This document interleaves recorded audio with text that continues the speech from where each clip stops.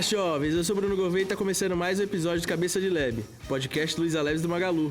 No episódio de hoje, a gente vai falar um pouco sobre um assunto que a gente já esbarrou um pouquinho lá no episódio 10. A gente vai falar sobre redes neurais e para isso eu trouxe algumas pessoas aqui do Labs. Oi, eu sou o Batalhão e eu sou cientista de dados aqui no Luiza Labs. Olá, eu sou o Hermes, eu sou engenheiro de Machine Learning aqui do Labs.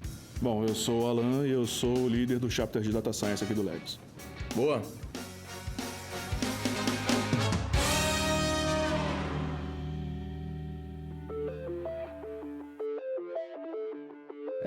Acho que para esse assunto começar bem, e para quem é que nem eu e talvez não entenda muito sobre isso, redes neurais. O que significa redes neurais? De onde vem isso? Redes neurais artificiais, a gente começou a chamar assim depois que o primeiro nome não emplacou, que eram redes neuronais artificiais. São modelos matemáticos hiper nada complexos que emulam os neurônios biológicos. Então a gente já começa com a definição. O que você quer dizer é que a lógica deles segue a lógica... Eu vou trazer o exemplo biológico pra gente ter aquela noção mais física, mais tátil. Por favor, porque pra mim tá muito abstrato. Então, você lembra das aulas de biologia, quando a professora explicava lá o neurônio, tem 3 partes.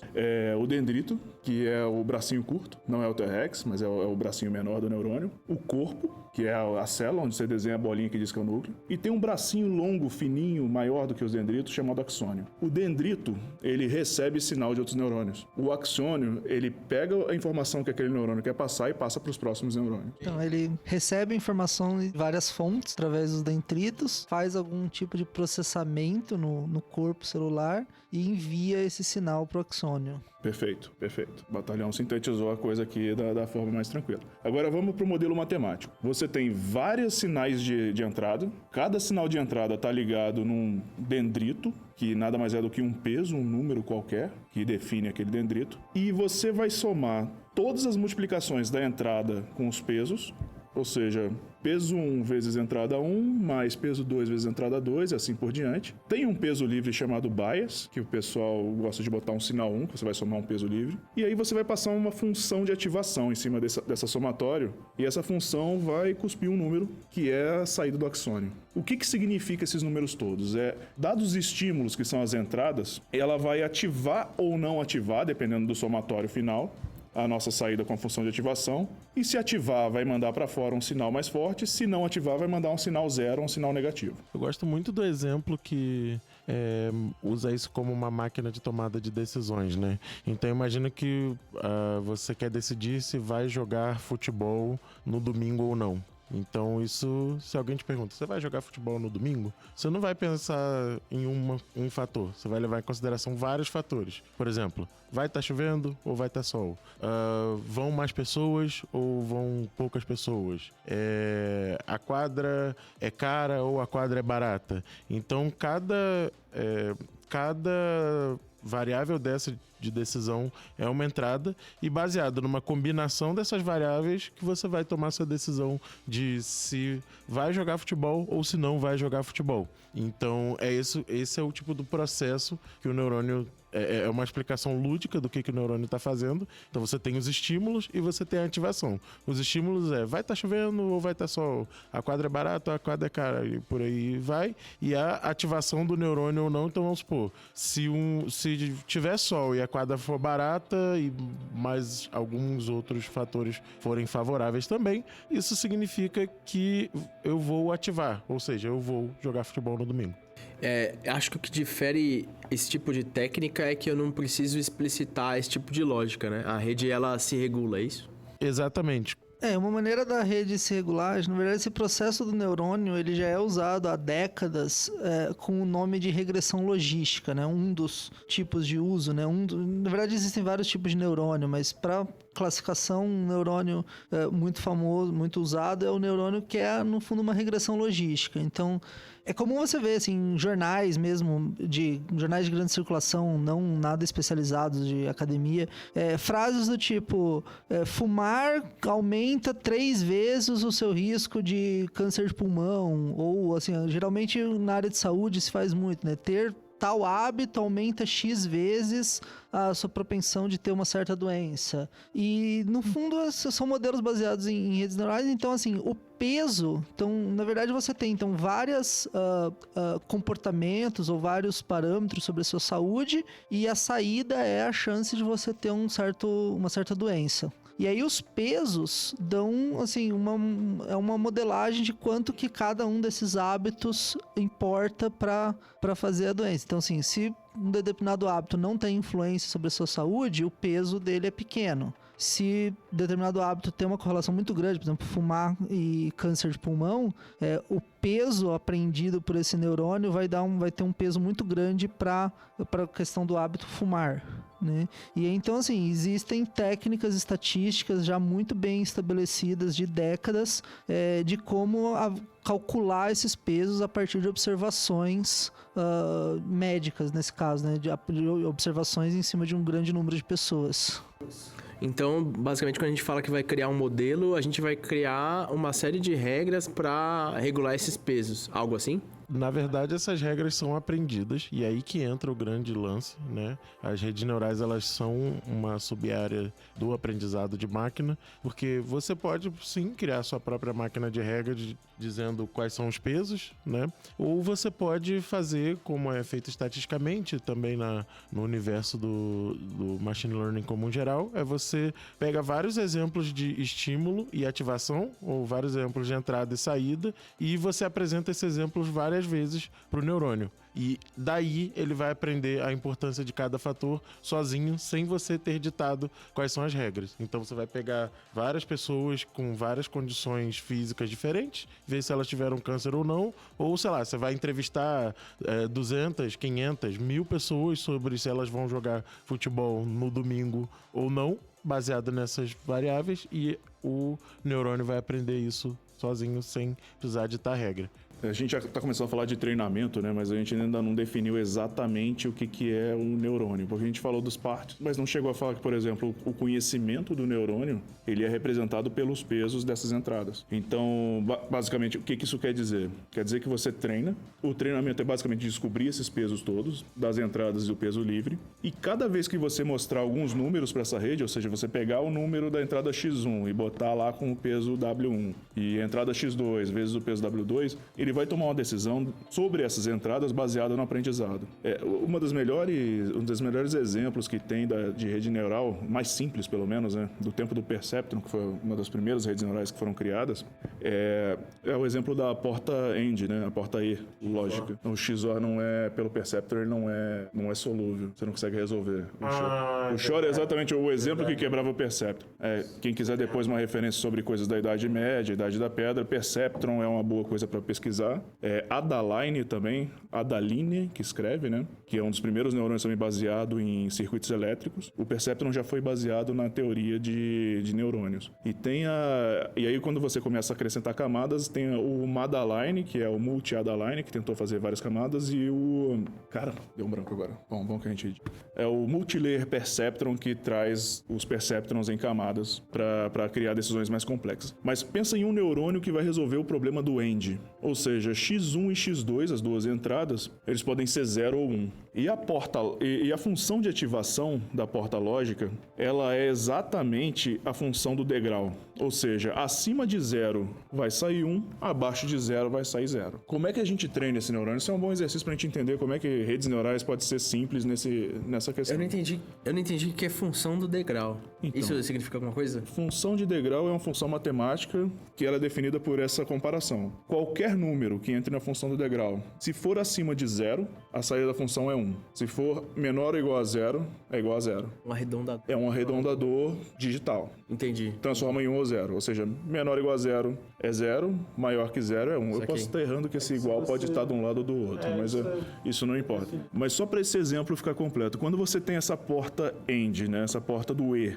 quais são os pesos de entrada que definem essa porta AND? Ou seja, tem que ser 1 quando X1 e X2 igual a 1, tem que ser 0 em qualquer outro caso.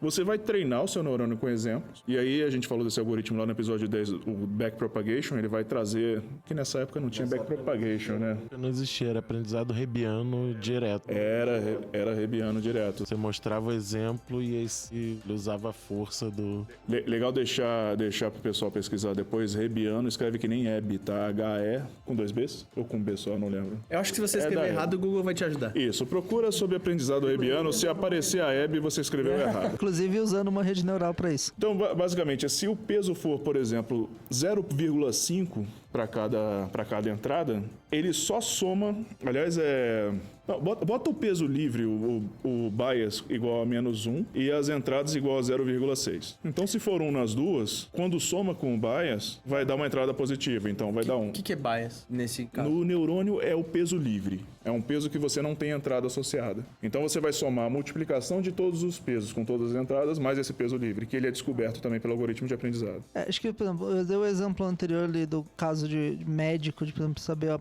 saber se uma pessoa, né, teria câncer de pulmão. O bias é a probabilidade de ter um câncer de pulmão de uma pessoa aleatória que você não sabe nada sobre ela. Então, sem informação nenhuma, eu diria que, sei lá, tem 1% de chance de ter câncer de pulmão. E aí, cada informação nova que eu sei sobre a pessoa, por exemplo, idade ou histórico, fumante e tal, cada informação dela vai alterando esse percentual, esse meu grau de confiança sobre se ela vai ter câncer de pulmão ou não. Então, o bias é o meu melhor chute na ausência de qualquer informação. A gente podia chamar o bias de tendência? Pode chamar de viés. Viés é a tradução mais natural. Entendi. Mas é literalmente um viés. É um conhecimento implícito sobre aquilo que vai fazer a tendência ir para uma direção.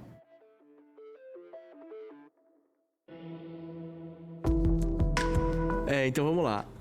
Basicamente, o que a gente falou agora foi o que é um neurônio, né?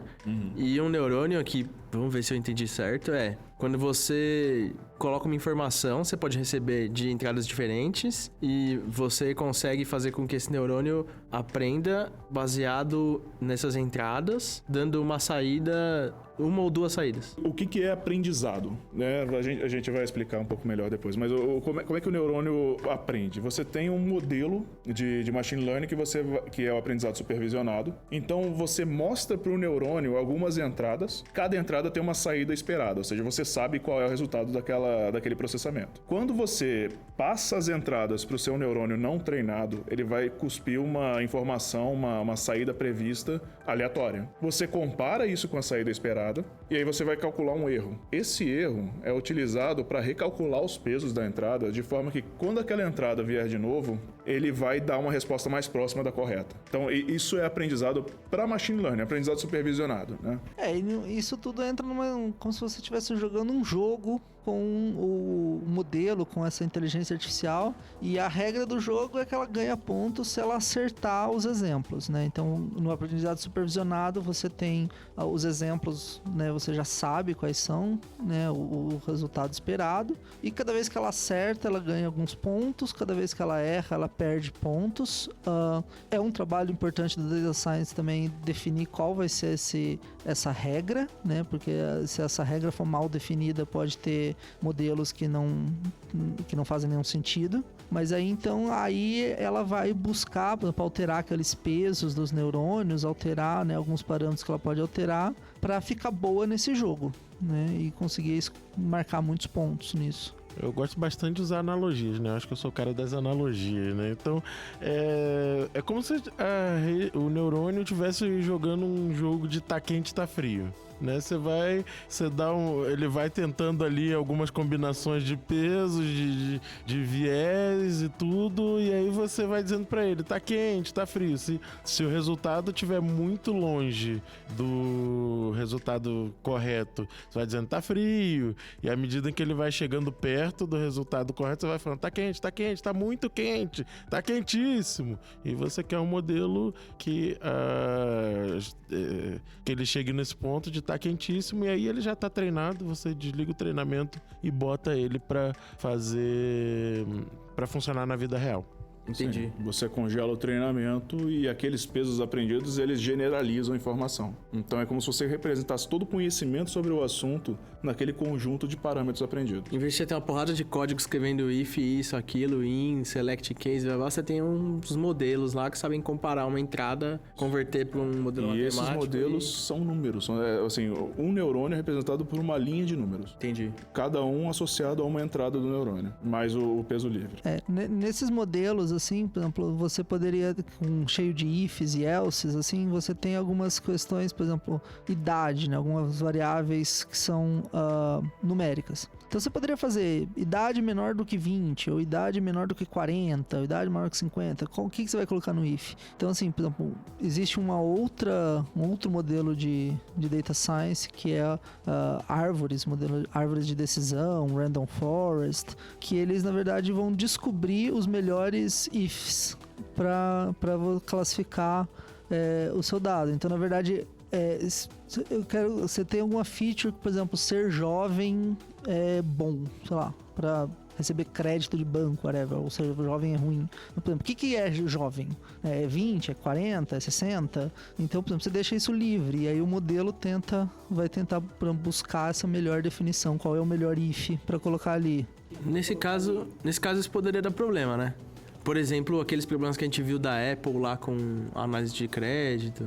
Sim. Isso é um caso bem problemático, porque assim, muitas vezes não existe não está explicitamente no modelo, né? No caso da Apple, que foi mulheres estavam recebendo um limite muito baixo no cartão, muitas vezes não está explícito no modelo assim, se é mulher, receba limite baixo. Isso não está escrito explicitamente em nenhum lugar. É muito difícil você deduzir aquilo, mas de uma maneira muito sutil, assim, por várias questões que mulheres, alguns comportamentos que talvez sejam mais típicos de mulheres do que de homens, o modelo acaba dando essa penalização para mulheres. O viés do dataset, por exemplo, pode trazer outro viés, não é o mesmo bias. Mas, por exemplo, se você entrevista mulheres de uma região que se dá crédito mais baixo e homens de uma região que dá crédito mais alto, essa variável de ser mulher ou ser homem, ela vai acabar sendo entendida como se fosse o decisor, mas na verdade era a região. Como você botou só a idade no seu modelo, o seu modelo aprende que é a idade não a região. Sim. Então, muito desses desequilíbrios... Você tem que tomar bastante cuidado para selecionar os dados. O modelo mais bem treinado vai refletir perfeitamente a massa de dados que ele recebe. Isso é universal. Se você treinar com dados ruins, ele vai tomar decisões baseadas nos dados ruins. Sim. É que nem você ensinar matemática a uma criança, ensinar que só existe número até 10. Então, nesses casos, desse tipo de problema, pode ser que, sei lá, a gente tem que tomar mais cuidado em como pegar a massa de dados para treinar e tudo mais. Tem que equilibrar as classes de saída, você tem que tratar bem os seus dados, ver distribuição. Cara, tem tanta coisa para fazer antes. É divertido, na verdade. É uma discussão, assim, longa porque tem muita coisa a falar, porque é complexo, porque não é tão simples quanto eu falei. Depende muito de você ter os dados bons, mas muitas vezes ter os dados bons também é difícil, assim, tem grupos de pessoas que é mais difícil você conseguir medir algumas coisas, outros grupos são mais fáceis, então você tem também técnicas para você tentar equilibrar isso, né? Acho que, por exemplo, pesquisas eleitorais acabam sofrendo esse problema, assim, vamos fazer uma pesquisa por telefone, né? Ainda tá ficando menos comum, mas por muito tempo, muita pesquisa eleitoral era feita por telefone fixo. Mas aí, tipo, pessoas mais jovens não têm telefone fixo. Então, você teria técnicas para conseguir equilibrar isso, para não deixar isso aparecer tanto nos seus dados. Mas, então, é um campo de estudos dentro de Data Science que também é bastante grande, assim, de justiça, né, em Data Science, ética em Data Science. Na verdade, o maior trabalho do cientista de dados é conseguir realmente treinar o modelo de uma maneira que você consiga generalizar o problema que você está tratando, né? Então, esse tratamento de dados é toda a prévia que você vai depois escolher o seu modelo e tentar treinar e fazer a mágica lá que todo mundo gosta. Como é que a gente consegue generalizar mais conhecimento? Se um neurônio consegue diferenciar algumas coisas básicas, ele é útil até certo ponto. Como é que você consegue estender o conceito de redes neurais? Eu vou deixar o Hermes falar um pouquinho, né? Na verdade, eu vou deixar essa pro batalhão, que o batalhão, ele tem uma extensão muito legal, né? Que você começou a falar da regressão logística, né? Que é uma máquina de tomar uma decisão. Exato, então, a regressão logística, então, é uma maneira de você tomar uma decisão quando você tem um problema, né, de sim ou não, né, por exemplo, eu dei o exemplo antes do câncer de pulmão, só que ela só consegue captar relações muito simples, por exemplo, fumar aumenta 3 vezes o seu risco, ou provavelmente muito mais do que 3, fumar aumenta o seu risco de ter câncer de pulmão, só que ela não consegue por si só capturar algumas evidências mais sutis ou combinações de várias variáveis, né? Por exemplo, ser sedentário se você é um homem obeso é problemático, mas talvez se você for um homem mais magro, talvez seja menos problemático. Quando você começa a ter essa coisa um pouco mais complexa do que um efeito tão direto e imediato, a regressão logística não consegue capturar isso. Na verdade, você está capturando só relações lineares das features com o modelo. Apesar de poder ter uma saída não linear, as relações internas entre as features ficam todas lineares por princípio, porque você está preso no somatório de produtos. E aí, uma das soluções para conseguir capturar essas features mais complexas é colocar vários neurônios. Então, uma arquitetura para isso, por exemplo, em vez de você ter um neurônio ali com um conjunto de pesos para cada item, você pode ter vários neurônios, e aí depois disso você tem um outro neurônio na camada seguinte que, na verdade, que em vez de pegar os dados originais como entrada, ele pega a saída de cada um desses neurônios da camada 1 e ele entra e usa isso como entrada para um neurônio da camada 2. E aí esse neurônio da camada 2 é o que vai entregar a decisão sobre, né, a probabilidade daquela pessoa ter um câncer de pulmão. Então, com isso, você já consegue criar uma função matemática muito mais complexa e que é capaz de aprender relações mais sutis entre combinações de várias variáveis. E aí isso, né, quando você começa a ter uma rede, então você começa a ter vários neurônios, e aí alguns neurônios da primeira camada são alimentados diretamente pelos dados originais, os neurônios da camada 2 alimentados pela camada 1, isso já vira uma rede neural. E aí você pode ter vários neurônios na camada 1, vários na camada 2, você pode ter uma camada 3, 4, 5. Então, isso é interessante. Se alguém quiser dar uma olhada depois, procura no Google TensorFlow Playground, que ele tem um exemplo gráfico de um funcionamento de uma rede neural e mostra como você começa com variáveis lineares, né, relações lineares, e adicionando camadas, você vai criando relações não lineares. É um exemplo bom de classificador. Eu nunca lembro a URL toda, mas eu lembro que é TensorFlow e Playground já chega lá. E ele é legal porque ele é visual, então são só 2 entradas, né, e uma saída, e ele faz uns desenhos bonitos, coloridos. Ele mostra o fluxo da informação na rede, então você consegue ver de onde a informação saiu, para onde ela foi e por que aquele resultado foi dado, né? Dá uma explicabilidade visual, né? De qualquer maneira, tá aí no link. E uma das vantagens de você usar vários neurônios é que se você vai fazer um decisor simples, né, então vou fazer a comparação do decisor simples versus o decisor complexo, é que você provavelmente vai ter que fazer as combinações das variáveis na mão. Você poderia usar só um neurônio, só uma regressão logística. A idade do cara e o peso dele, a altura dele e o peso. Então você pode formar a altura, o peso, e ele vai determinar o risco de ter uma doença. Só que a gente, por exemplo, já sabe que a altura e o peso sozinhos não definem muito bem o risco, que o IMC, que é o peso, a altura dividido pelo quadrado do peso, não. O peso pelo quadrado da altura, né? O IMC, que é o peso dividido pelo quadrado da altura, é um excelente índice que aponta muito mais essa probabilidade do que só o peso e só a altura. Então você teria que criar essa variável manualmente e inserir peso, altura e IMC, e aí ficar testando todas as combinações para inserir. Quando você cria uma rede neural, você teoricamente não precisaria criar o IMC. Você pode botar só o peso e a altura E a rede neural descobre o IMC. E essa que é a questão interessante. Cada camada, ela vai fazendo uma feature engineering no lugar da pessoa que estaria fazendo. Eu acho que esse é um excelente exemplo, porque muita gente faz muita feature engineering na mão, fazendo combinação entre as variáveis, e aí, com as camadas, você começa a descobrir as features sem precisar manualmente.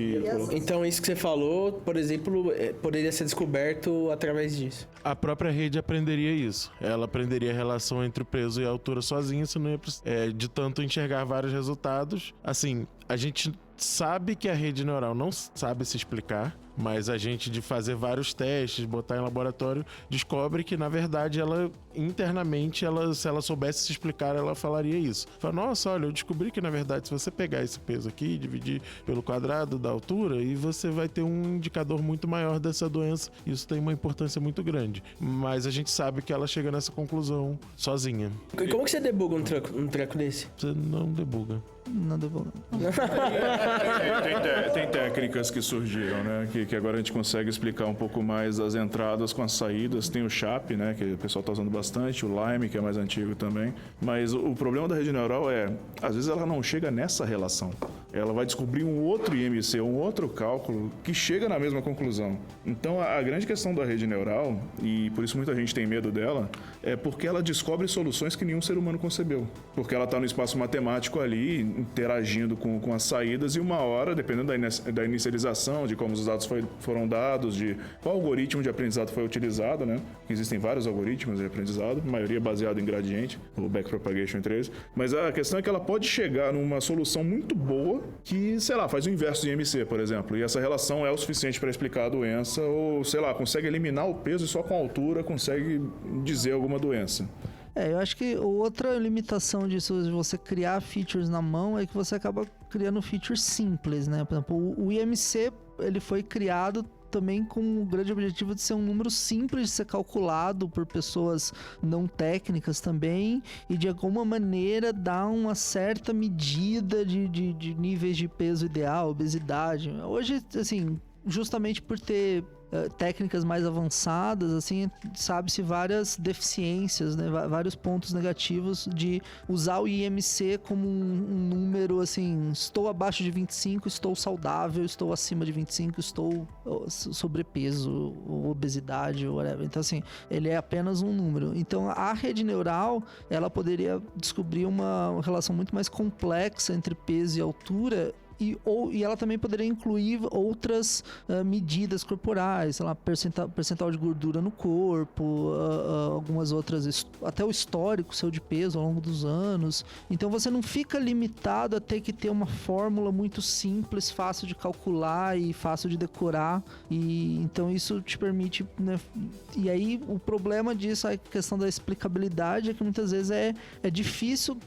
A fórmula é tão complexa que é difícil você olhar para a rede neural e entender o que ela está fazendo, no sentido de não vai ser uma coisa tão simples do tipo, o seu IMC acima de 30 aumenta o risco de problemas cardíacos. Não vai ser uma relação tão simples quanto essa, né? Vai ser uma relação mais complexa, mais difícil de você deduzir ela de forma imediata, mas a rede neural consegue aprender esse tipo de relação dado exemplos suficientes. E aí, então, como você não tem como entender essa complexidade toda, você imagina que atualmente, cada semana parece que esse número aumenta, mas atualmente você consegue ter redes com centenas de milhões de neurônios e parâmetros, sei lá, daqui a pouco já vai ter gente falando que já tá em trilhão, então se vocês souberem de uma rede maior, pode me corrigir. Já tem a última que eu vi era 257 camadas e não era das maiores. Não era das maiores, né? Tem coisa mais perto de 500 hoje em dia, pode ter até mais. Esse número aumenta a cada dia e com ele fica mais difícil de você chegar perto de visualizar o que está acontecendo, que dirá entender. Você não consegue nem visualizar, você com 2 camadas já não consegue entender direito, imagina com 500, 200 e milhões de neurônios.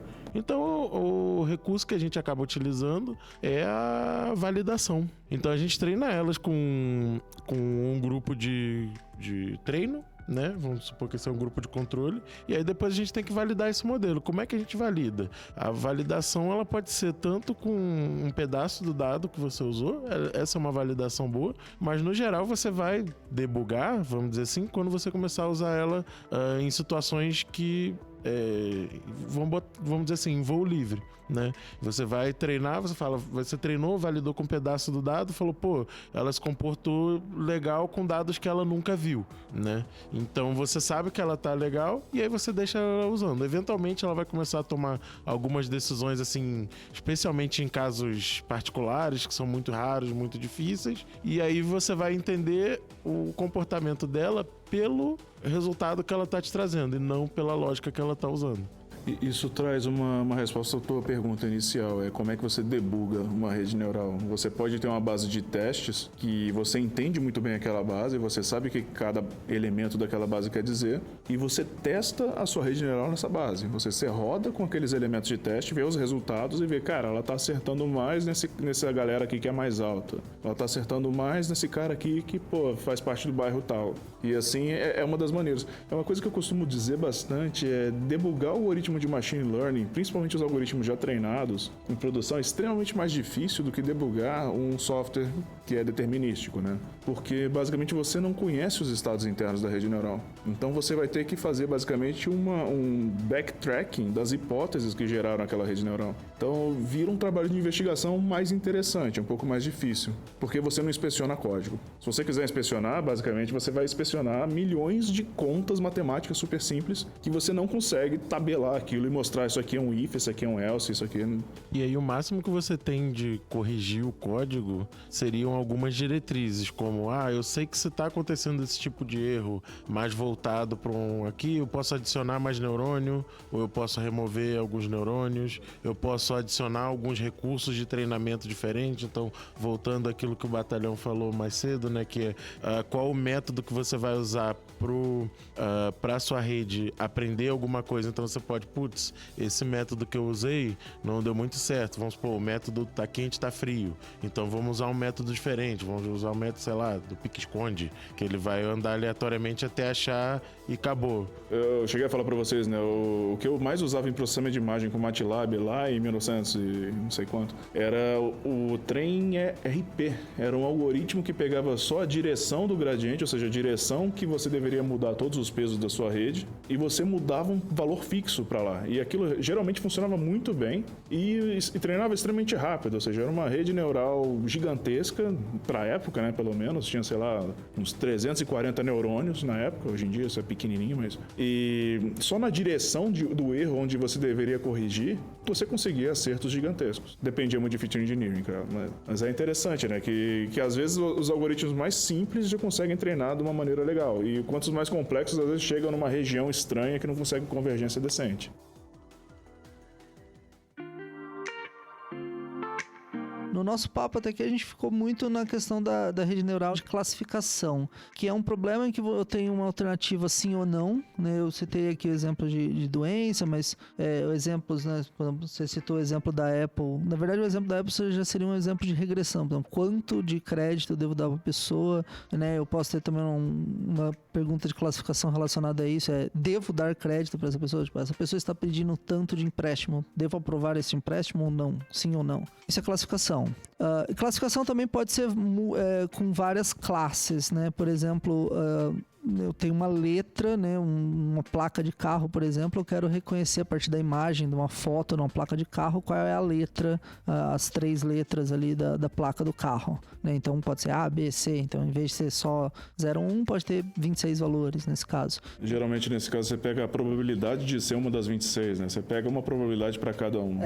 Você transforma isso numa classificação binária do tipo, é A ou não é A? Aí depois você fala, é B ou não é B? Aí você pega o exemplo que teve a melhor probabilidade de ser e fala que é esse. Então, e aí tem as redes neurais de regressão, que é quando você quer estimar um certo parâmetro, né? Então, uma famosa no Kaggle, que o Kaggle é um site para você aprender data science ou para você participar de desafios de data science, tem uma competição que você prevê o preço de venda de uma casa. Então você se coloca no papel de um corretor imobiliário e aí você tem ali acesso a algumas informações sobre as casas ali do, né, o bairro, metro quadrado, número de quartos, número de banheiros, vagas na garagem, então, e o preço que essas casas foram vendidas. Então você tem acesso a vários exemplos disso no passado, e aí o seu desafio é prever para algumas casas no futuro, né? Então, né, colocando-se no seu papel de corretor imobiliário, você tratar o seu cliente e dizer para ele, por exemplo, quanto que vale a casa dele, quanto que ele pode esperar receber na venda da casa dele. E aí, então, o que você está tentando prever é um valor, é um número, né? Então, e aí, a principal diferença entre essas duas abordagens é como você define a função que você quer otimizar, né? Eu disse, treinar uma rede, né? O aprendizado é como se fosse um jogo em que a rede aprende quando ela recebe pontos quando acerta, perde pontos quando erra. Uma das principais diferenças é como você define essa quantidade. Então, no caso de classificação, você geralmente tem assim, por exemplo, acurácia, né? Você ganha um ponto, se você acertar, perde um ponto se errar, porque só existe, né, sim ou não. No caso de uma regressão, né, por exemplo, do preço da casa, se você chegar perto, você ganha alguns pontinhos. Se você ficar muito longe, você ganha menos. Então, aquela coisa, se é uma casa de 500 mil, você falou 480... isso é um erro pequeno. Se você falou 3 milhões, isso é um erro grande, né? Então... treinar uma rede neural é simplesmente minimizar o erro em relação à saída esperada. Então, é uma sub-área de otimização que você quer chegar no erro zero, que seria o mínimo erro possível. Eu tenho uma dúvida aqui que é, se a gente não decide essas coisas de não tem if lá dentro, a gente não mexe dentro do modelo em como que ele tá dentro entre as camadas. Como que a gente otimiza e melhora ele? Otimiza e melhora em que sentido? Tipo, como que a gente faz com que o valor seja mais aproximado ao que a gente deseja? A gente dá valores de referência? Não, o que você dá são os exemplos de referência. Então, por exemplo, nesse caso da casa, você dá exemplos de casas do passado aí que foram negociadas e as informações todas que você tem disponível para casa. Por exemplo, eu descrevo 3 características da casa. Vamos fazer um exemplo fictício. Eu descrevo 3 características de uma casa e falo que uma casa com essas 3 características foi vendida por tanto. Isso. E aí você tem uma lista de várias negociações desse tipo. Aí o modelo, assim, então cada neurônio, então falando especificamente de uma rede neural, cada neurônio, ele tem, se você tem 3 features, ele tem 4 números, né, que seriam os 3 pesos mais o bias ou viés que a gente mencionou antes. Ele tem 4 números e você não sabe,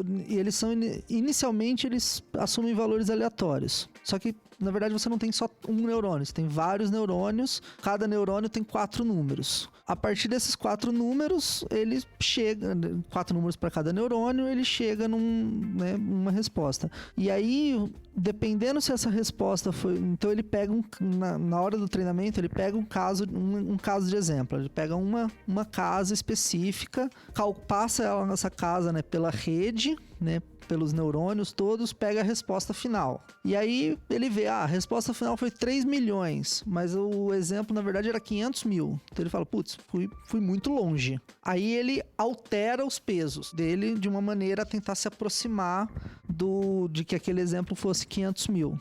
Ele calcula o erro e com o erro ele calcula a direção que os pesos têm que ir. Por exemplo, alguns pesos têm que diminuir, outros têm que aumentar. Exato. Então ele calibra os pesos para tentar chegar na resposta mais correta.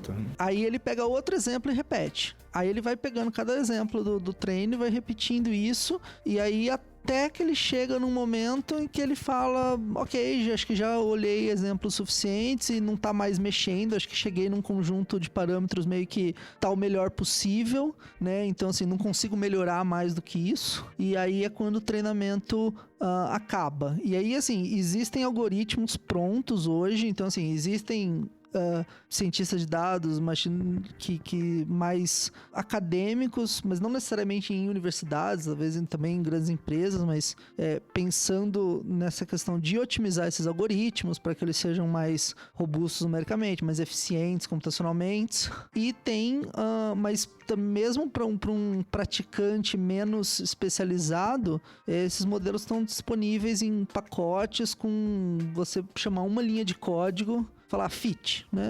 Rede.fit, e ele vai fazer esse processo e vai parar a hora que ele achar que... Então, assim, toda a estratégia de como alterar esses parâmetros, para quais parâmetros escolher, quais parâmetros precisam aumentar, quais precisam descer e até quando você vai fazer isso, tudo isso já existem algoritmos prontos, encapsulados em pacotes bem conhecidos. O que a maioria desses algoritmos vai estar fazendo é dividido em duas etapas, né? É o feed forward e o feedback. Feed forward, você chega pra rede e fala, tá aqui os dados, qual é a sua resposta? Aí ele fala, minha resposta é 2 milhões. E aí, depois que ele dá essa resposta, você dá um feedback pra ele. Você fala, não, você errou por 1,5 milhão, vamos supor. E aí, quando você dá esse feedback, ele fala, então eu vou caminhar no meu espaço de pesos e vieses para poder tentar não errar tanto da próxima vez. Então é como se fosse um sistema de aprendizado repetitivo, né? Não é nem aprendizado, a gente pode dizer até que é um sistema de acostumar. A rede tá se acostumando. Ela vai fazendo coisas e você vai dando feedback para ela o tempo inteiro. Seria como se eu tivesse passando esses inputs todos e a rede lá dentro ela tá fazendo o quê? Ela pega uma entrada e ela refaz esse cálculo e aprende a refazer baseado na entrada para tentar otimizar a saída dela até uma tendência esperada, é isso? Isso, exatamente isso. E ela é genérica o suficiente que, assim, ela tem a mesma estrutura matemática independente do problema que você tá querendo. Então, assim, você não precisa passar muitas informações específicas do problema específico. Então, assim, você tem o exemplo do corretor imobiliário, mas você não precisa colocar nada de conhecimento, assim, do tipo, olha, Pinheiros é um bairro de alto padrão, Itaquera é um bairro com casas mais baratas. Você não precisa colocar nada disso de forma explícita, ou quanto mais quarto, melhor, quanto mais metro quadrado, melhor. Nada disso precisa estar lá. Então, se você quiser, por exemplo, sair de São Paulo e aplicar esse modelo em Belo Horizonte, continua valendo. Mas se você, na verdade, quer fazer prever outro tipo, você quer um modelo esportivo, eu quero saber quantos pontos esse time vai marcar no próximo jogo, eu quero saber num jogo entre dois times quem vai ganhar, a arquitetura, o modo como esses neurônios funcionam é quase o mesmo. Se altera muito pouco, então você consegue trabalhar com as mesmas técnicas, basicamente, em várias áreas de conhecimento e fazer vários tipos de coisas diferentes. Aí eu acho que eu vou até lançar mão de 2 recursos aí técnicos interessantes. Um para quem é mais fanático por matemática, que eu tenho certeza que é uma minoria na base de pessoas, e outro vai mais para quem tem mais base de computação. Computação é bem mais legal, né? Então, assim, no limite de você usar muitos neurônios e uma quantidade suficientemente pequena de dados, ou às vezes não precisa ser tão pequena, essa rede neural vai se transformar num aproximador funcional universal. Então você vai conseguir fazer uma linha em que passe por todos os pontos, ela vai aprender a passar perfeitamente por todos os pontos. Essa é a matemática. Eu já fiz isso com Mega Sena. Eu criei uma rede neural que ela acertava exatamente os números da Mega Sena e foi incrível do passado. Foi incrível. Eu fiquei tão chateado quando eu descobri que meu dado de teste tinha vazado pro treino. Mas eu fiz uma rede neural, ela tinha 20 GB o tamanho do arquivo. Cara, e foi exatamente isso. Eu botei tanto parâmetro que ela descobriu uma função que sempre adivinhava os números da Mega Sena da seguinte a partir dos 30 últimos jogos. E aí eu tinha uma base de teste separada bonitinha. E um dos dados, o primeiro dado da base de teste, ele vazou pro treino e só precisava acertar uma, né? Acertei uma Mega... Cara, foi tão triste isso. Eu era criança nessa época, né? Tipo, tava lá no início do meu mestrado, lá no meio da minha graduação, sei lá. É porque isso era tudo misturado. Traduzindo pra mim aqui, você colocou o dado de resposta na pergunta, é isso? Tipo, Não. Eu consegui generalizar pro dado de treino. E aí o que Não, eu fiz um overfit horrível e overfit, eu acho que ela aprendeu a função da Mega Sena para todos os dados de treino. Isso. Não vazou a informação, a analogia, mas ele só sabia pro dado de treino. entendi. a analogia disso. Se você botasse qualquer outro, Não. Se você saísse daquele dado que ela já conhecia, ela errava. se eu colocar o próximo, já era. Imagina assim, você tem uma prova de matemática, é uma prova de fração. Você estudou todas as frações até 2, só cai de 3. Entendeu? Entendi, beleza. Então se caísse de 2, você acertava. Foi a minha Mega Sena. Overfit é isso? Overfit é isso. Overfit é tipo isso. O que você falou, vazamento, né? Muitas vezes o vazamento é isso, é você colocar um dado do futuro, né, na sua previsão. Então, porque assim, geralmente previsão você quer fazer sobre o futuro, não sobre o passado, né? Na verdade, previsões sobre o passado tem pouca utilidade muitas vezes, né? Então, assim, se eu soubesse os números da Mega Sena da virada no dia 29 de dezembro... A gente nem estaria aqui. Ou nós estaríamos nas Bahamas fazendo esse podcast lá do Magazine Bahamas, né? A gente não tem loja nas Bahamas, cara. Mas com alguns fora do milhões. Brasil. Tá lá. Mas com alguns milhões eu abriria uma filial lá só pra trabalhar. Né? Só pra fazer o podcast. E eu sou tão feliz de trabalhar aqui que eu iria pras Bahamas trabalhar aqui, entendeu? Se chama Magazine Luiza. Magazine Luiza. Overfitting é... Como a rede neural pode representar uma função muito complexa, você pode acabar aprendendo coisas que não necessariamente se generalizam. Então, assim, por exemplo, eu vou falar, por exemplo, previsão de demanda aqui no Magazine. Aí, digamos que numa sexta-feira, 4 horas da tarde, por alguma coincidência, houve um grande número de acessos, um grande número de compras no site. Um overfitting seria ele olhar que semana passada, sexta-feira, 4 horas da tarde, teve isso e falar, não, olha, sexta-feira, 4 horas da tarde é um excelente horário para vender no Magazine Luiza. Vai vender um monte. E aí, chega sexta-feira dessa semana e nada acontece porque no fundo foi apenas uma coincidência. É tipo a pessoa que acredita demais, assim. A diferença entre generalizar, o overfitting é decorar. Entendi. Então você decora a informação. Isso, é isso que eu ia falar. Para o pessoal da computação entender o que a rede neural ela é capaz de fazer no limite, é muito simples. Uma rede neural, no limite, ela é uma lookup table. No limite, ela vai aprender a correlacionar um dado com o resultado dele na base de dados. No limite, ela é isso. Ela vai parear dado a dado e aí foi o que aconteceu no caso da Mega Sena. Ela aprendeu que ela aprendeu a parear os resultados dado o dia. Você dava o dia... Você der o número da Mega Sena que ela já conhece, ela vai falar acertou, miserável. Essa rede da Mega Sena, possivelmente ela aprendeu assim, se o sorteio dessa semana foi 3, 27, 30, 42, 59, 60, o da próxima semana vai ser 12, 47, 32, 51. Ela decorou. Ela decorou a sequência dos sorteios. Então, Ela decorou, ela fez uma lookup table. Ela decorou. Agora, se tivesse repetido esse número, eu não teria ganhado? Não tem garantia nenhuma, gente. No todo caso, eu vou jogar os números que você falou aí. Tudo bem. quando você olha... Não tem nenhuma relação científica que eu falei, eu tô brincando, tá? Vamos Se deixar caísse claro. esses números, ia ser incrível. Né? Mas aí, então assim, quando você avalia ela no backtest, então você avalia num dado que você já conhece, ela parece muito boa. Aí quando você avalia ela em tempo real, né, não fazendo sorteio de fato, aí você não ganha nada. Vamos fazer um exercício. Vamos supor o seguinte. Continuando pro caso do imóvel ali, que é um caso clássico, ele é muito bom. Imagina que você tenha, sei lá, um apartamento de 2 quartos em Pinheiros, certo? E ele custa, sei lá, 1 milhão. Não sei quanto custa um apartamento ali. Vamos melhorar esse exemplo. Imagina que você, na sua base inteira, só tem apartamentos de 2 quartos de Pinheiros e eles todos custam em torno de 1 milhão. Aí você imagina o seguinte, se eu falo pra você, cara, quanto é que é um apartamento, sei lá, tipo, na Vila Madalena, que é um pouquinho atrás de Pinheiros ali.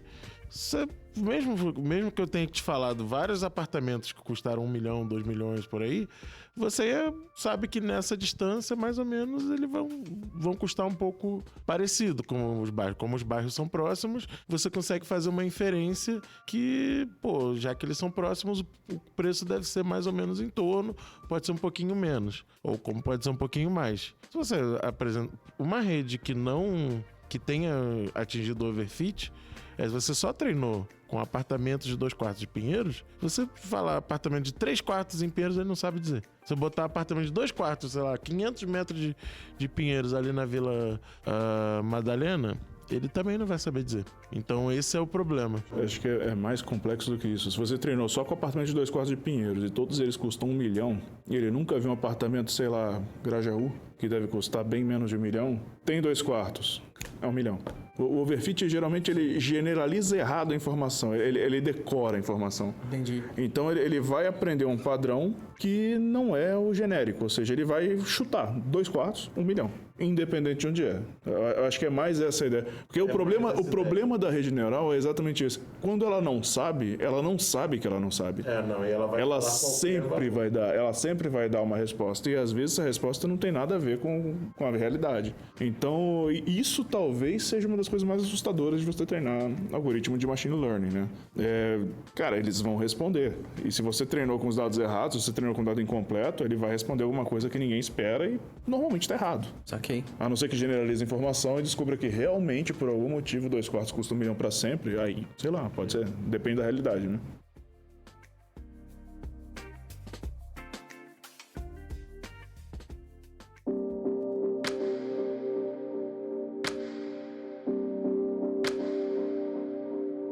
Quantas camadas precisa ser pra ser deep?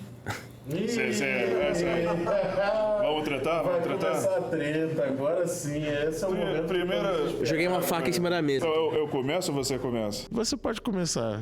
Até porque, historicamente, você vai vir com seu argumento mais antigo, sem querer te chamar de velho, e eu vou vir com o mais recente. Eu tenho um problema sério, que tudo virou deep networks agora, né? É tudo deep learning. E as pessoas estão começando a explicar deep learning. Vários cursinhos por aí, e cursinho sério, até de Coursera, Udacity, Udemy, não sei qual desses não é sério. Eles começam a explicar deep learning a partir da famosa multilayer perceptron, MLP, bonzinho de várzea lá, de 89 e 90, que o Hinton provou que dava para fazer com backpropagation, entendeu? Então, pessoas andaram com o hype do nome, né? Deep Learning, para qualquer rede neural de acima de 2 camadas, né? Talvez 2 camadas eles chamam de Deep Learning também, ou chama de Shallow, né? O Shallow Now da rede neural, né?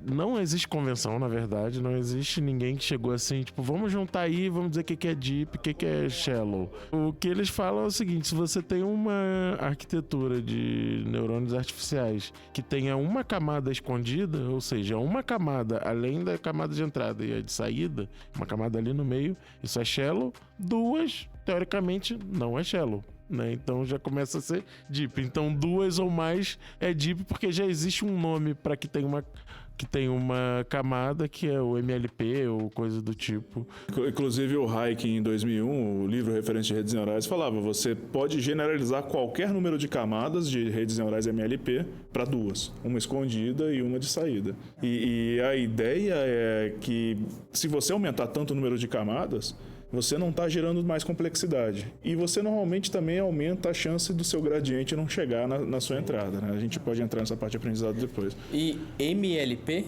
É Multilayer Perceptron. Lembra do Perceptron, que era o protótipo de neurônio? Sim. Então eles trocaram a saída, que era o degrau unitário, aquilo que eu expliquei, que ou é 0 ou é 1, por uma função contínua, e foi a da regressão logística, que é a logística sigmoide, né? Tem outro nome? Isso é só logística sigmoide, que é tangente sigmoide, também é tangente hiperbólica que chamam, né? Que é um outro tipo. Pra mim agora você falou russo, cara. Então, muitos russos concordam com isso, até porque muitos russos acham que inventaram a derivada também. Imagina o seguinte, na função degrau, ou é 0 ou é 1. A função degrau é binária. Se a entrada é menor que 0, vai ser 0. Se a entrada é maior que 0, vai ser 1. Essas funções... Foi mostrado que é muito difícil aprender alguma coisa com algo tão polarizado assim.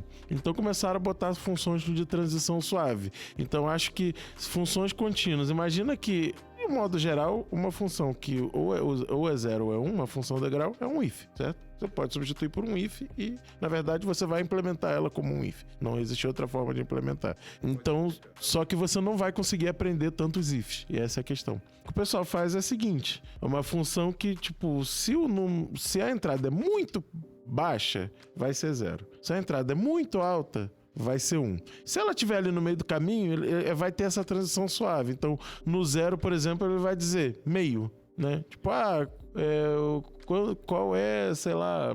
O somatório dos neurônios das entradas multiplicado pelos pesos dá meio.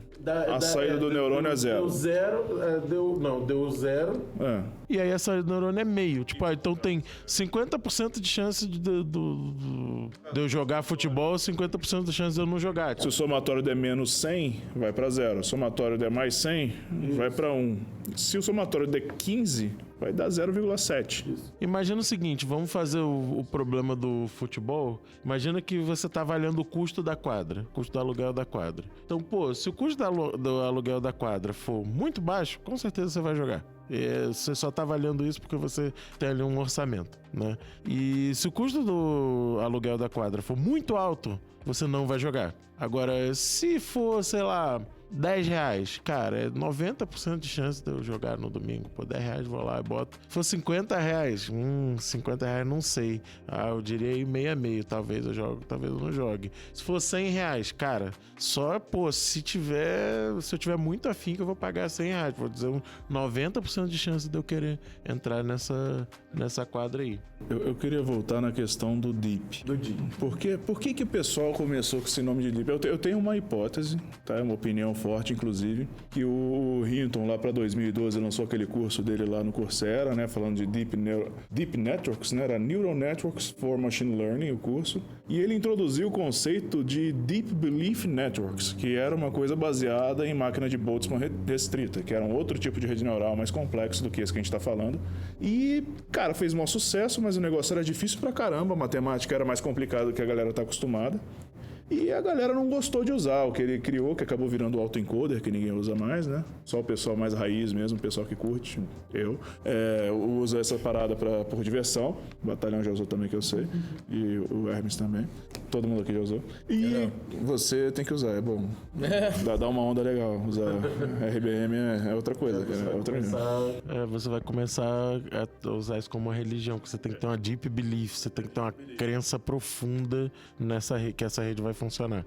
Mas aí rolou o hype, porque o Hinton bateu vários recordes ali de acerto, né? Conseguiram lá quebrar alguns benchmarks e a galera começou a gostar, não conseguiram usar, foram trazendo algumas outras técnicas mais simples. E como as técnicas começaram a ter mais camadas, eles mantiveram o deep e perderam o belief, né? Perderam a crença, mas o negócio começou a funcionar, tava vendendo, vai em frente e tal, e ficou o deep lá, porque a galera achou que era um assunto profundo, sei lá, os caras continuaram com esse nome. Mas assim, a maioria das redes neurais profundas não são tão profundas, só as clássicas mesmo, né? De processamento de imagem principalmente, né? Que chega a 257 camadas, 300 e tanto.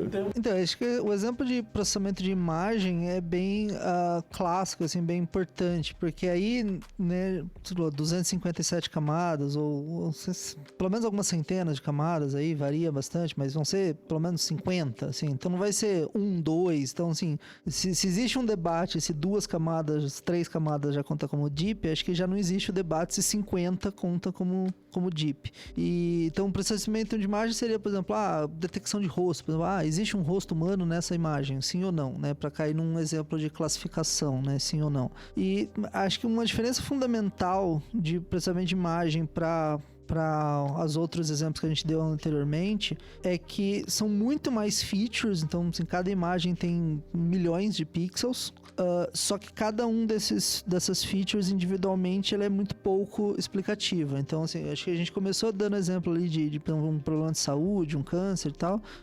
Nesse caso você tem poucas features, por exemplo, idade, altura, peso, fumante ou não, assim. Você tem poucas informações, poucos tipos de informações, só que cada uma dessas informações provavelmente tem um impacto muito grande sobre a resposta final, né? Se pode ter o problema de saúde ou não. Agora, no caso da imagem, você tem milhões de dados de entrada, porque basicamente cada pixel é um dado de entrada, só que cada pixel individualmente ele é fraco. Né, em termos de... É muito provável que um pixel só, né, influencie, te dê alguma informação sobre se tem um rosto ou não. E aí você tem que, a partir desses pixels todos, criar algumas features que que possam ser mais úteis para fazer essa classificação. Então aí o fato de ter camadas mais significa que essas camadas vão processando o pixel, e aí existe uma outra técnica relacionada a isso que é Convolutional Neural Network, que é você usar o fato de que pixels próximos têm uma relação, né? Então você vai processando blocos, né, de pixels, e aí cada vez você vai processando blocos maiores à medida que você vai descendo nas camadas, e aí até que as informações que você... as saídas da camada 40, por exemplo, sejam muito mais informativas do que os pixels individuais que você tinha.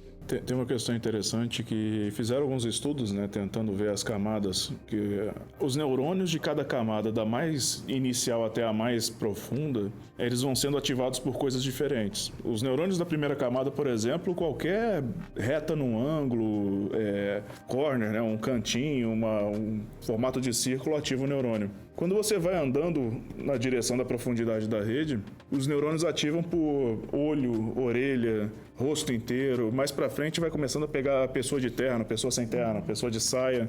Então, o que vai acontecendo com cada camada é que ela vai se especializando cada vez mais nas informações da camada anterior. E a camada anterior, ela vai compilando informações cada vez mais complexas. Então, o grande poder da Deep Neural Network, do Deep Learning, é que você vai começando a entender automaticamente o seu problema sem intervenção humana. Então, você falou de filtros, né? Em 2006, a gente desenhava o filtro na mão. A gente calculava a função matemática, passava o filtro, aquilo virava uma feature, né? Virava um númerozinho que a gente jogava na rede neural. E com sorte, muito trabalho, tipo 3 meses desenhando o filtro, dava certo. Hoje, você taca o pixel puro, a imagem lá, RGB, com os 3 camadas de neurônio, de pixel lá, e ela vai descobrir filtros automaticamente. Então, ela passa um banco de filtros na primeira camada, depois ela passa outro banco de filtros na segunda, com algumas camadas intermediárias, né? Fazendo lá o pooling para poder diminuir a quantidade de informação. Cada vez que você vai se aproximando do fim, você está descobrindo coisas mais complexas sobre o seu dado. E você só precisou botar o pixel lá. Então, os trabalhos de corno que eu tive na época 2006, 2007 de desenhar filtro na mão, era uma coisa meio... Tipo, hoje eu olho pra trás com pena de mim. Porque hoje em dia você joga lá, o computador resolve em 5 horas o que eu resolvi em 3 meses. E aí Ri mesmo, eu rio todo dia de mim. Eu acordo, olho no espelho, olha lá. Faz filtro, faz. Desenha aí, faz um Sobel, olha. E aí a polêmica toda tá justamente nessa quantidade, né? Então agora eu vou agir em prol do advogado do outro lado. Que realmente é sem dúvida que redes neurais profundas resolvem problemas muito complexos, né? Tipo, você tem, né, para questão de imagem, como já foi falado aqui, para processamento, por exemplo, de som também, você ouvir a transcrição de áudio para texto, você também precisa de muitas camadas, é um outro tipo de rede, é um outro tipo de mentalidade, não se usava e hoje em dia só se usa basicamente para processamento de você bota assim, para tradução também, são várias camadas que você coloca de um tipo especial de neurônio, né? Que para quem quiser saber são as LSTMs, né? São células de memória de longo e curto alcance, né? Então elas vão lembrando o que foi falado anteriormente ou o que foi visto anteriormente e vão decidindo em que ponto isso deveria ser transformado num caractere, num texto ou numa tradução. Mas acontece que, assim, existem agora, há pouco tempo, as pessoas estão conseguindo deduzir matematicamente algumas coisas. E uma das coisas que eles deduziram é que para tarefas, se você for considerar o seu neurônio cada neurônio como unidades, se eu não me engano, são XOR, né? Ou unidades OR. Não, acho que é NOR. Eu acho que se você considerar cada neurônio uma unidade NOR, se você tem uma camada só, você precisa de muito mais neurônios para fazer a mesma tarefa do que se você botar 2 camadas. Então é como se fosse uma placa de circuitos mesmo. Então, se cada neurônio fosse uma porta lógica simples, você precisaria de muito menos portas lógicas em 2 camadas do que em uma camada só, para fazer exatamente a mesma operação. E foi descoberto que quanto mais camada você adiciona, essa quantidade de neurônios para compilar uma quantidade de informação X, ela cai exponencialmente. Então, por isso, hoje em dia, prefere-se usar mais camadas e por isso o Deep Learning. Cada camada você se aprofunda mais, então você consegue pegar informações extremamente complexas com muito pouco neurônio e extrair uma informação daquilo. Quando a gente fala muito pouco, a gente está falando de redes de, sei lá, dá para ter rede que chega a 1 giga, mais de 1 giga, só para armazenar as informações dos neurônios. O difícil é fazer com menos, né? Mas se você não usasse Deep Learning, você simplesmente não teria computador na Terra que armazenasse essa informação se você tivesse em uma camada só. Pô, aqueles casos, tipo, você precisaria de todos os HDs fabricados nos últimos X anos. É uma sacada para escalar e automaticamente resolver problemas mais complexos. Então, a partir de 2 você já tem esse ganho. Por isso, a partir de 2 você já é deep. E Eu achei muito profunda essa explicação. Não, só citando uma coisa que eu reli outro dia, a nossa capacidade de reconhecimento de imagem com redes neurais já ultrapassou a humana. Ou seja, tem alguns casos que a rede neural reconhece melhor do que um ser humano especialista naquela coisa. Eu não lembro exatamente qual era o problema, mas é uma detecção de objetos. O de dígitos já tá assim. Tipo, tem uma das tarefas é você ver um dígito escrito à mão e dizer se ele é 0, 1, 2, 3 até o 9, né? De 0 a 9. E, cara, tem uns dígitos que você simplesmente não consegue entender. Você não sabe se é um 0 ou se é um 6, por exemplo. Não é número de médico, é umas letras assim, um garrancho, parece até minha letra.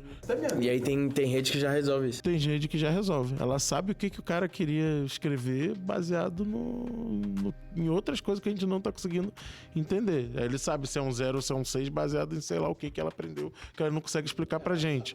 Ela sabe ver se foi médico ou não. Se foi. Reconhece o médico. Se você ver, deve ter neurônio que ativa quando é médico. Teve um caso, foi reportado, acho que em 2018, sobre exames de fundo de olho de retina. Então eles estavam pesquisando sobre, né, detecção de algumas doenças apenas a partir da imagem do fundo de olho.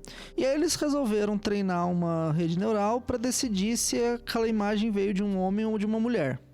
Né? Então foi a definição do reward, a definição de como você vai dar pontos. Então essa rede neural teria que identificar se aquela imagem veio de homem e mulher. E ela teve um desempenho muito bom. Ela, né, só a partir do fundo de olho da retina, teve um desempenho muito bom. E os médicos em si, eles não sabiam fazer isso, né? Eles até eram céticos, que achavam que assim, não existe nada ali no fundo de olho da retina, nenhum sinal específico que você bate o olho e vê, né? Tipo, se tem essa estrutura aqui, por exemplo, só aparece em homens, ou essa estrutura aqui, ela é muito maior em homens que mulheres, então se você olhar isso, você pode identificar se é um homem ou uma mulher, mas no fundo de olho, eles achavam que o fundo de olho era igual pros 2 gêneros e não teria qualquer diferença, porém a rede neural conseguiu ter um desempenho incrível, quase, acho que mais de 99%, pelo que eu me lembro. Não sei se era 99%, mas um desempenho assim, muito melhor do que 50-50. E pelo fato de debugar, né, a dificuldade de debugar, existe uma dificuldade também de você extrair essa informação, por exemplo, mas o que então a rede neural está olhando, qual o tipo de informação ali que ela está vendo que permite a ela diferenciar um fundo de olho feminino de um masculino, né? Então, só para dar uma arredondada, eu acho que tem um ponto que eu e o Alan a gente concorda sobre Deep Learning ou não Deep Learning. É marketing. É um nome que popularizou porque, imagina, você vai aprender inteligência artificial através do método do aprendizado profundo. Inteligência artificial já é um nome de marqueteiro. Já é um nome de marketeiro. O nome da área era inteligência computacional. Como que a gente modela um modelo para fazer um nome bem marqueteiro? Tem vários. Você pega vários modelos. Ou isso aí é gerador de lero-lero? Gerador de lero-lero é um exemplo de modelo de inteligência artificial. Por exemplo, a gente treina um gerador de palavra cujo cuja saída é o índice de felicidade das pessoas que ouvem. A gente consegue fazer isso. Aí, vamos fazer isso pra pauta de podcast. Pode ser. Boa. Pode ser aleatório também, dá no mesmo. Pô, cara, pior que não. Não? Pior que não. Boa, boa. Bom, a gente tá no Twitter e no Instagram como @cabecadilab. Eu também tô como BF Gouveia. Tô lá no LinkedIn, Alan Diegues, Alan com 2 L's, Diegues com Z. Eu também tô no LinkedIn como Thiago Batalhão e é somente eu com esse nome. Nossa, o meu nunca só eu. O meu é sempre o cara do biquíni cavadão. E eu também tô no LinkedIn, Hermes Ribeiro Santana, Sant espaço Ana. E, bom, é isso aí. Valeu. Alô. Valeu! Obrigado.